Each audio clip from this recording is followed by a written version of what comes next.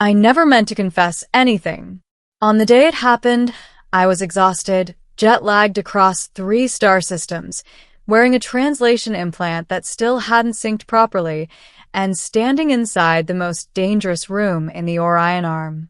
The Hall of Petals was silent except for the soft hum of anti-grav braziers floating above the floor. Thousands of translucent crystal petals spiraled from the ceiling, each one etched with the names of conquered worlds. At the center, elevated on a living throne grown from bioluminescent stone, sat Queen Seralith of the Varelian Dominion. She ruled half the galaxy. I was just a human linguistic analyst who'd been dragged here because, apparently, no one else could fix a mistranslation that threatened to turn a ceasefire into a genocide. The irony still makes me laugh. Quietly, nervously, the Varelians were not like us. Tall, silver-skinned, with eyes that refracted light like prisms, they communicated through layered meaning. Spoken words were only the surface.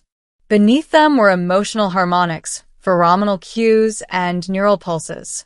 A single sentence could carry a dozen interpretations depending on context. That's where I came in. Humans were blunt. Painfully so. And for once, that was an advantage. At least, that's what I thought. I stood at the base of the throne, hands clasped behind my back, heart pounding hard enough that I was sure the queen could hear it. Her attendants, 6 Varelian nobles clad in flowing aurora silk, watched me with polite, predatory interest. Queen Seralith leaned forward slightly.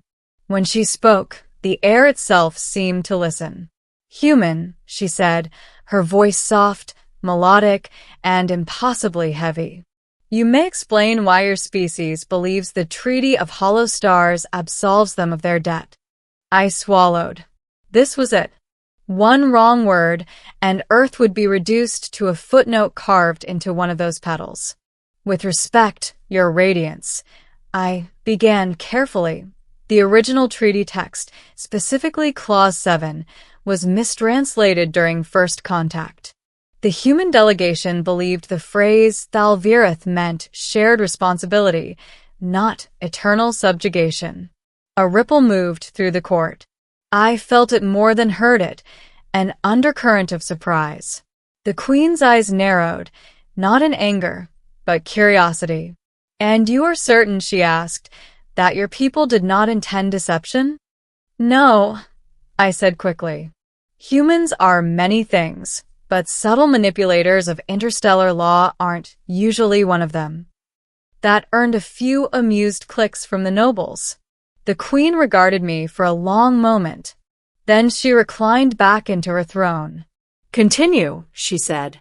I explained the linguistic roots, the cultural context, the errors made by early translators under pressure. I spoke for nearly an hour, my voice growing hoarse, my mind racing to keep pace with her questions. She interrupted often, probing, testing, dissecting my words as if she were peeling back layers of my mind. And somewhere along the way, fatigue caught up to me. It happened when she asked a question that wasn't really a question. "Why," Queen Seralith said softly, "do you care so deeply about the survival of your species, human?" I hesitated. The safe answer was obvious. Duty, professionalism, diplomatic responsibility. But my implant misfired. The emotional filter failed. And what came out of my mouth was the truth.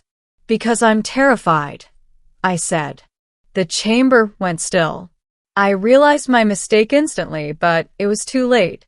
The words hung there, raw and unguarded. "I'm terrified of you," I continued, my voice no longer entirely my own. "Of what you could do to us. Of how small we are compared to your empire. And because, despite all that, I think you're magnificent." I felt blood rush to my face. My heart slammed against my ribs. Did I just confess admiration to the most powerful queen in the galaxy? Several nobles stiffened. One took a step forward, clearly alarmed. But Queen Seralith did not move. Her gaze locked onto mine, unreadable. "You speak recklessly," she said at last. "I know," I replied, barely above a whisper. I didn't mean to say that out loud. The queen rose from her throne. The sound of her feet against the living stone echoed like thunder. She descended the steps slowly, deliberately, until she stood only a few feet away from me. Up close, she was overwhelming. Her presence pressed against my mind, a gravity well of intelligence and power. I wanted to kneel, to run, to apologize until my voice gave out. Instead, I stood frozen. She circled me once, studying me like an artifact dug from a forgotten world. "Humans," she murmured, "are known for their deception, their bravado, their ambition."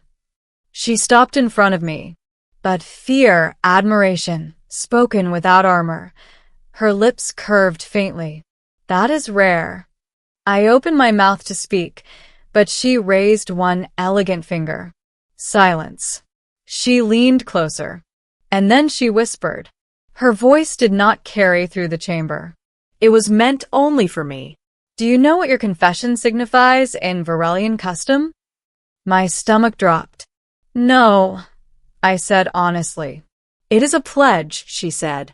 "A declaration of vulnerability before a sovereign. Among my people, such a confession binds the speaker's fate to the one who hears it." Cold crept up my spine. "I didn't intend." "I know," she interrupted gently. She straightened and turned back to her court. "Leave us," Queen Seralith commanded. The nobles hesitated, only for a fraction of a second, then bowed deeply and withdrew. The massive doors of the Hall of Petals slid shut, sealing us inside. Alone, I stared at her, mind racing. "Your radiance, if I've offended." "You have intrigued me," she said, "which is far more dangerous." She gestured, and the throne dissolved into motes of light. The oppressive weight of the room eased slightly. "Tell me, human," she continued, "what is your name?" "Elias," I said. "Elias Morin." She repeated it slowly, tasting the sound. "Elias." She walked toward one of the crystal petals and touched it. The name etched there glowed briefly before fading. "Every world I conquer leaves something behind," she said. "Fear, hatred, resentment." She turned back to me. "You left honesty." I didn't know what to say to that. She studied my face, my posture, the subtle tremor I couldn't quite control. "You confess by mistake," she said. "But mistakes often reveal truth." Her eyes softened, just a little. "The treaty will be amended," she continued. "Your world will not be subjugated." Relief nearly knocked me off my feet. "But," she added, "there will be a condition." Of course there would be. "You will remain here," she said, "as my liaison, my translator, my human perspective." I stiffened. "Here? On Viral Prime?" "Yes." "For how long?" She smiled. "We shall see." The weeks that followed were unlike anything I'd imagined.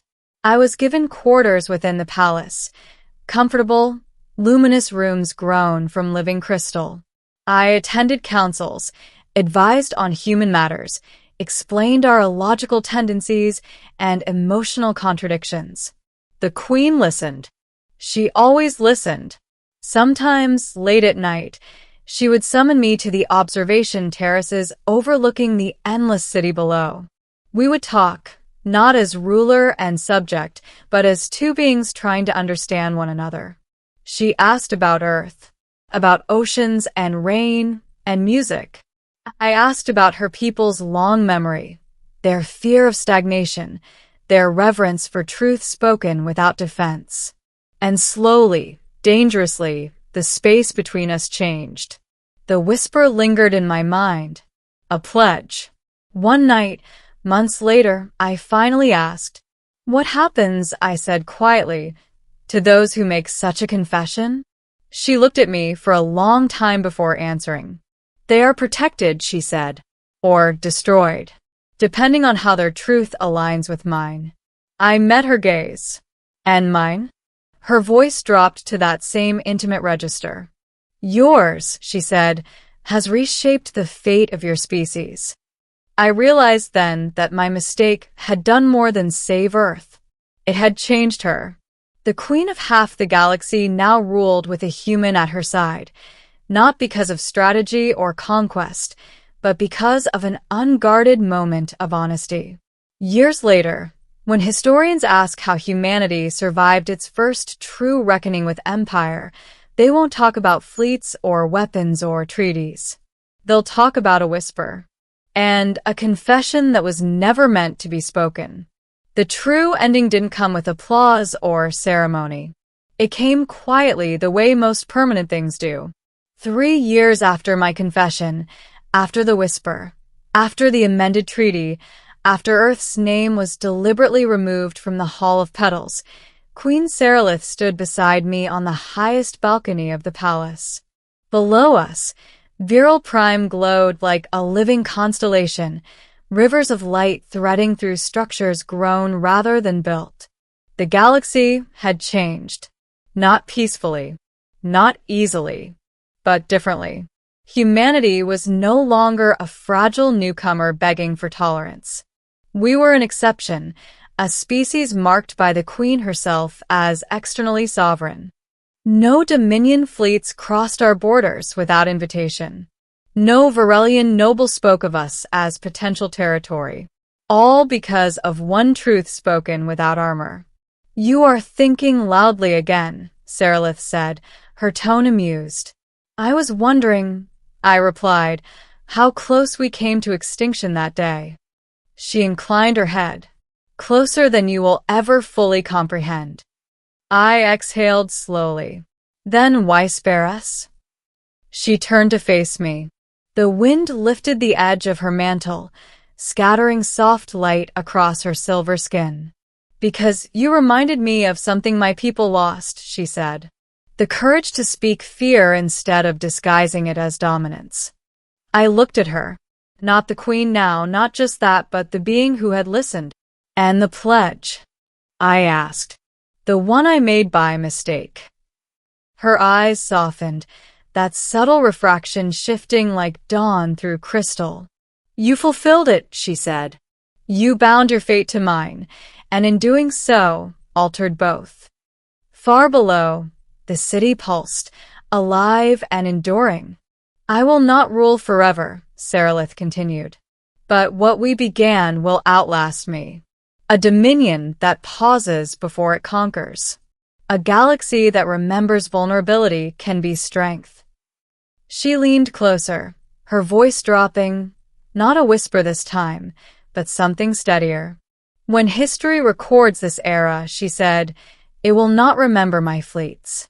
It will remember the human who spoke truth when silence would have been safer. I felt the weight of that settle into me, not fear, not awe, but acceptance.